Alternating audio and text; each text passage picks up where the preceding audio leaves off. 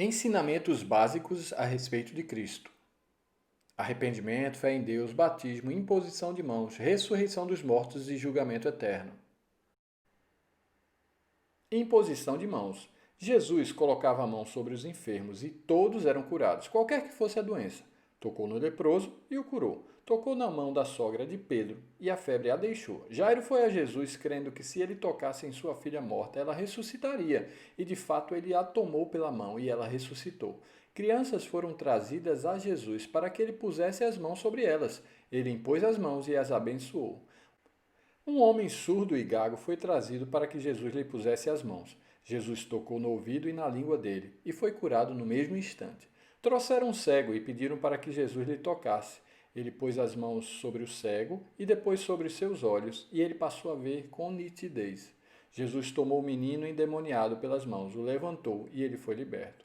Jesus tocou numa mulher encurvada, que estava assim há 18 anos por causa de um espírito imundo, e ela se endireitou no mesmo instante. Quando Jesus enviou seus discípulos, prometeu que ao imporem as mãos sobre os enfermos, eles seriam curados. Jesus levantou as mãos e abençoou seus discípulos enquanto ascendia aos céus. Pedro tomou um aleijado pela mão e ele foi curado. Os discípulos clamaram a Deus por coragem. Pediram que estendesse a mão sobre eles com poder para curar e realizar sinais, e o lugar tremeu.